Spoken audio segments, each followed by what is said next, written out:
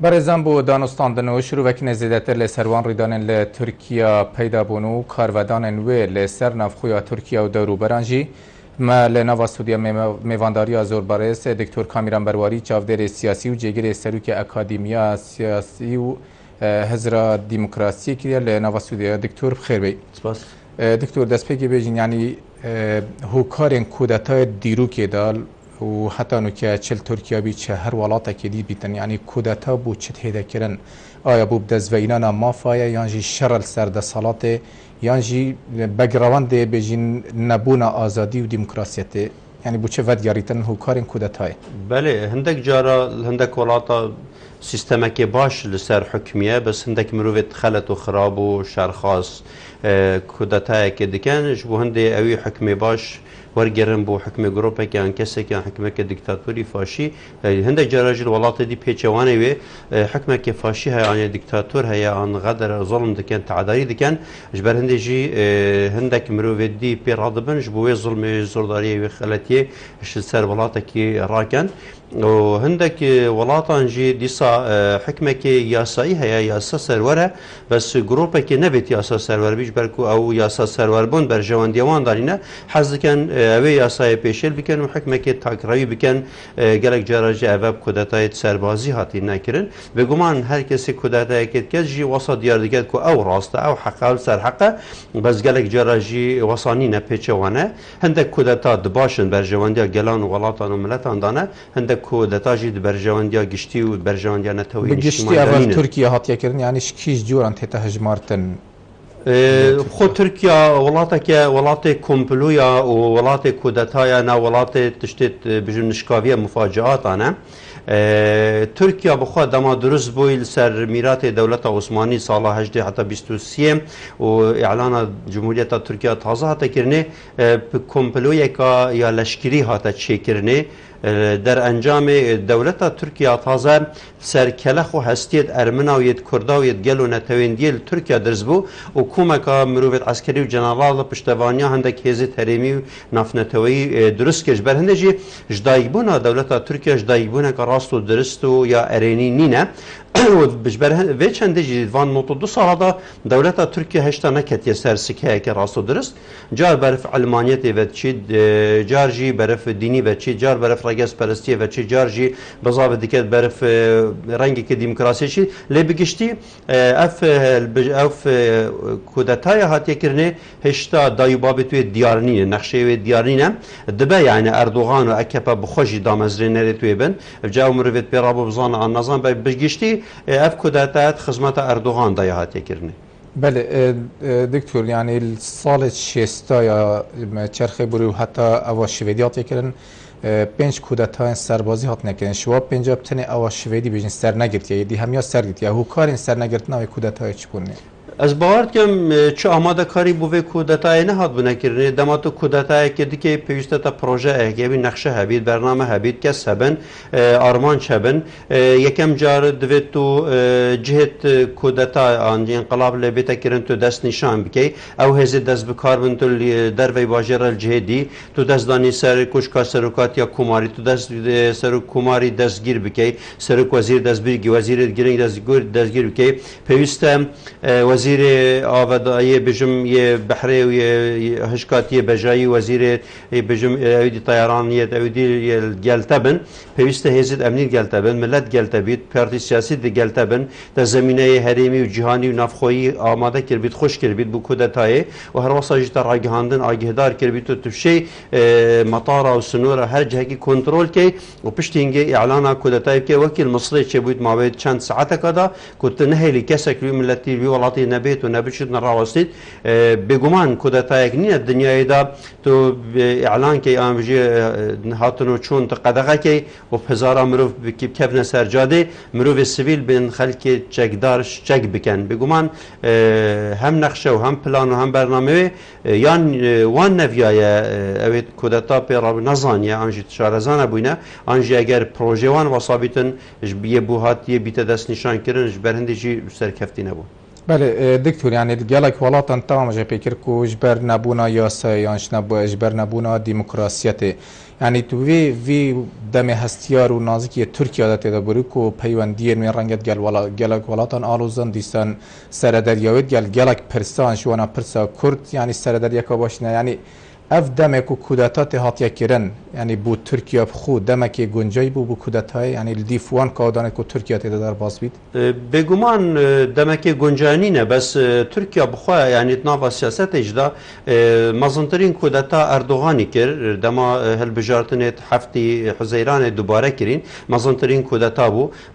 کودتا بو گرتنا سیاست مدار و روشنبیر و مزنترین کودتا او بو شرعیت بو پارلمانی قانون او بو شهرداری نه هلا مزنترین کودتا او بو او لسنوران لسر روش آوای کردستان لباکور هزت خوابینیت دوان هر دو پارچه کردستان دام جبر چنده جی اردوغان بخواه کتت ناکوکیه که گلک آمازون دا دگل امریکا دگل روسیا دگل هر 4-5 جیران دور برید خواه برهنده جی هر پهنگاوه که بهت هاویتن احمالت بر جواندیوان دان هر چنده دبیت یعنی اردوغان و اکیپا واسه حاضر بکن که اف پهنگاوه هاویجن پاشروش بر جواندیوان دابن لی ام دبینید بر جواندیوان دانین يعني چارنویس ترکیه گل ولات دیتر ده يعني الجور او حتى نكات تخاندن بيانا من ولات جهاني سروي كودتاي يعني چارنویس ترکیه ده برف باشر و بتن یانجی پیوندی من گل ولات جهاني صد پیوندی ترکیه سیاسی آبوری لشکری دیپلماسی دگل همه ولات جهانی خرابتر جو خراب برف خرابترین چن جبرکو نها کسی که دوروبر ترکیه آنجی هز دیرتر و روسیا امریکا اروپا باوری به ترکیه نماید ترکیه چه نقشه و سیاست و پروگرام و برنامه و استراتژی سیاست خودانین نشلای آبوری و نشلای سیاسی و نشلای لشکری و یعنی بو ترکیه یلکی تشتکی درین صباحی الهزت امریکی بدات البنجه انجرلیک اگر بشید صباحی بو ترکیه مشکل کنینه اگر هاتو شل جارکالی روسیا بدات مشکل کن بهنگاوی که پاوجی دجی روشاوای کردستان اندجی باشور کردستان هاتشکی بروی چنده ام دبینین در انجام سیاست خلط اردوغان جبرکو دو تشتنه تو وكو حزب وكو سروكي حزبك وكو سروكي دولتك تخزمتها قالوا ولاتي خو بكي آرامي باريزي انجي تب محاولة بكي همو قالوا دولت ولاتي خو هم ياب كار بينيش بو خبلن بكي انا اول تركيا تتكين اول يعني اردوغان بضابط دكات همو تركيا تفجر رزقاري خازاق كردي ويا عربي ويا بجم تركي همو قالوا نتوي لتركيا دجين همو بارتي سياسي همو دولتي همو دسازي دولتي وهمو سازي حكمداري هموش بو خو وكو شخص كار بيني جبر هند جاف ناراضي بونا سرگرك استا لتركيا پیدا دبه بله دکتور یعنی پرانیا کودتای بوری دا بجین سرکفتن جینا لی چاودرین سیاسی واسا هندک رنگش چاودرین سیاسی واسا آماجه بودیان که فرمانده سربازی خوب پارێزەرên پاراستنا دستوری و علمانیت ترکیه زانن جبروی چنده او کودتای بوری رنگش بو هنده هات بنکرن که هر دم دید بی ترکیه برف مطرسیه شنافشون علمانیت شو بیتن اف کودتا هاتی نکرن لی اوه جاری هاتیا کرن هر دست پیک 50 تهمت بو فتح الله گولن هاتیا دریش کرن کو لانگیرن وی اوه کریه یعنی وی جاری جی خواندن او چندی بوتی تا کرن کو دیسان وک مطرسیا شنافچونا علمانیت ترکیه بیتن دمکی دا کو حکومت ترکیه فتح الله گولن کو روتک اسلامی اوجی به تهمت وارد کردن از باور ناکم یعنی اینکه او مثلا فتح الله گولن اردوغان گهشت قوناغه که اكود بجین کیر گهشت سر حستی دیو نکارن به هفرا بجین جبر کو اردوغان وکو خیانت لوان کریه وسط ددنه ناسین یک حزبون یک حلوزون پیک و کار دکر پیک و حکمت تشکیل دک پیک و پرلمان پیک و دجاتی کردا دکر لدما اردوغان او کمپلول سر فتح الله یکری و کمپلول سر نافخوی و در وی ترکیه کرین سیاست ترکیه همه بجهوري وجه وهلا جشتي او احمد داود اغلوي در اخستي كود كتابوي د عمق الاستراتيجي دا هابو دست نشان كرن ادي گورانكاري د سياسات تركيا دا پیدا بون از باور كم فتح الله گولن ظروفه که حصاد روشه که حصاد لوی آستنینه کو بشین کار حصاد بکن و زفراندن اوانا یکم جار بحث دستوری که کو ترکیا دستور اگه دموکراسی ود اوید کمپلوی دکن انجی او دکن از باور کم دا خاصه دموکراسی بکن چونکو انقلاب عسکری بخواب و دموکراسی نینه بو اینانا حکمه که دیکتاتوری فردیه یه شرانگیزه جبر چنده جی هم او بیان جی دگل رفتار وان جی ناکوک بو بله دکتور، یعنی پیامک خود سرکوزیر ترکیه و اردوغان جی يعني آماجا بيشان كان كو حكم ويتشان فتح الله جولان لولايات بنسلفانيا الأمريكا پیامک آراسته وی ولایت کتن کو او پیلان هوادان شکستینا تمام دم داد بجن او ولات کو پشتوانی گلند کن يعني ام دوست خو نزانین وک آماجه رنگ هر بو امریکا بیتن يعني اف داخویانی نوا تا چند کارگری بسر پیوندی ترکیه و امریکا دما که درجه پیوندی امریکا ترکیه به تمامی راستی تک چوینه هن وکو شکل وکو پیکر مایم و از بارد کم امریکی و سیاست مدارت امریکا و اسرائیلی و اروپی جی بگشتی و روسیا جی دزانن ترکیه و اردوغانی چه مستقبل و چه پاشا روشنینه جبر و چنده جی او گفت اردوغان دکتن او مترسی دارن گف لأوروپا کرن چند عرضه پقین چه کرن او جی اف گفال امریکا جی دکت دبا یعنی در انجامه هندک پقین و شرکت امریکا وان که سوهزولان تروریست بخواه بوی و گریدای مثلا فتح الله گولن او حزد کن تسلیمی ترکیه بکن و کوچا و جلان که رسجنه و به 17 ساله او حزد کن امریکا فتح الله گولن تسلیمی ترکیه بکن از باورم اف انقلابانو که چی و او کدتای سربازی ده به تمامی پیوندی ترکیه و امریکا تگدد يعني تا چند يعني اف بيجين اف هاتيه كرن لبرانبر دولت جیران تایبت چارنویس ترکیه اوروپا و دمکی دا دونالد توسک سروکی کت که اوروپا بیشتن کو اف کودتایا دو ماهیک دانستاندن ترکیه گل ایکتی اوروپا اینا بو اندامونای ولاتیت ایکتی اوروپا دا اوروبا دما اكيورد جن بو يكتي اوروبا اولاتن او ملتن او جلن اويد برف اشتي بر ديمقراطي برف مافمرو و بيورت روزنامه‌وانی و انتشتال برشاد گرن بگومان ترکیه پشت و پشت دچید یعنی ترکیه بری 10-15 ساله که ترکیه افریقیانینه ترکیه 106 تلیا برف باش چویه یعنی اگر تماشا کنی سیاست ترکیه آبوریا ترکیه روزنامه‌وانی ترکیه آزادی رادار برین آزادی بیروبار آزادی گشتی آزادی تاک برندجی ممکن نینه که دولت ترکیه بکاریتن بچیت تکیتی اروپا دا و از بارد کم او کمپلویا شویدی بوی آنجیا بین انقلاب کاشد نافدانه سرچاویه سیناریوی جی ماندوسی روجاده باشته دیار بیتن ولی که ترکیه ایدی هزر لیکتی اروپا نکه چونکو اردوغان بخواه حزباوی بگشتی چه هزر کردن و بیرو باوره که اوروپی نینه یعنی ممکن نینه تو وانا بکی مروت دیمکراس و مروت پیشکفت و خازو بلکه مروت شرقی روشلاتیت باش و ماینه يعني خواندنا و چند بوده دکرن و کود بیاننامه حکمت ترکیه دادی کود دستکی درکید گل و کودتای هبیتن تایبت وک آماجه کود خویانی اردوغان و سرک وزیر ترکیه جی وکو رنگ آیا که نراسته و خو بیشن کو امریکا پشتوانی گولن کرد بید بو و پلان دژی اردوغان از باور نکم کاری که واسط خواندنه گویی دکن از باور نکم به چه شیوه که شیوان امریکا نقشه بو کشه بیان پشتوانی گولن کرد بید جبر که اگر امریکا دستگل هبا بونم دستگاه که CIA یا FBI اگر نقشه بو کودتای که ترکیه دانا با 100 میلیون دانه جعبیدن و اگر امریکا سریلی ویجی که گل هندک جنرال ترکیه باخویتن و نقشه کی بودانید بگومان ماوی چاری که نیف ساعته داد اردوغان یوسرک وزیری ویگرن و ده ناجحجی بید. بله اف کودتا هات یکن دکتور یعنی سرکفتنا کودتای یا شکستنا کودتای زیاده تر دید برجواندیا کرد بیدم تایبت باکوری کردستانی. از بجم صداسات اف کودتای برجواندیا کردان دابوش که استناویجی برجواندیا کردان دابو دست پیک ناویجی برجواندیا کردان دابو چونکو بو جهان همیه دیار بو کو او تشتی کرد دا دبیجن او تشتی اوه سالت نوتاوره پککه دبیجی تو حتی جره آگیل بست کریا و دخواز آشتی براتی دموکراسی تکن پروژه و جلان هیج بو جره سر کرنه و او اتفاقی رکفنا دول مباخشلی ده خال هنو پروژه آشتی حتی راده که زور پیش کتبو ترکیه برف آرامی و ترکیه نزدیکی اروپا و آبور ترکیه و جیبو نبین کرد و عربات چند ساله پککه و کجک شر واسطاندی یک سرباز و یک گریلا جنهاد بو کشتنه بر چنده أبا قناعك جلك زيرين بو تركيا وبو أردوغان وبو أكبا باش بركو أنيات أوانيا صافينينا نا إنسان حكمة تركيا وأكبا وأردوغان نا بسلمان درستن نمروف درستن هم بسلمانيتا خدات خارن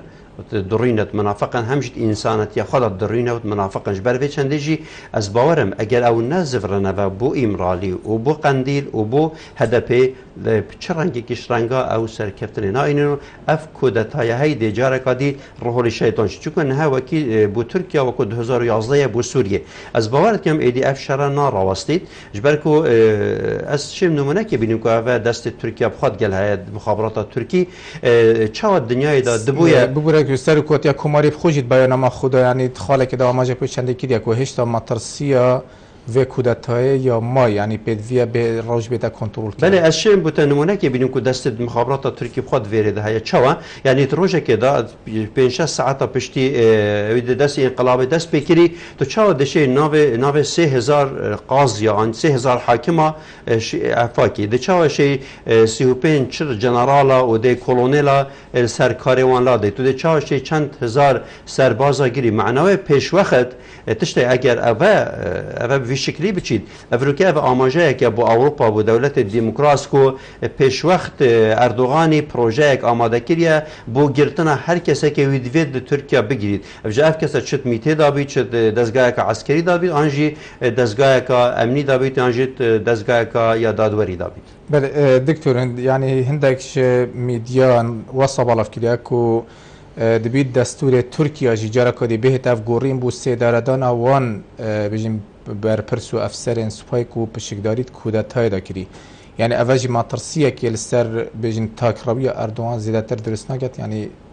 اگر اردوغان پنگاوه که وصاب ها بجید راستی او کشتنه انتحارش بو ترکیه جبرکو پرانیا دولت جهان ترکیه جناف دا او امضا کریه کو ایدی سیداردان نمینیدن بر هنده زفرینا ترکیه بول سیداردان و تصفیه کرنا آن پاکتاو کرنا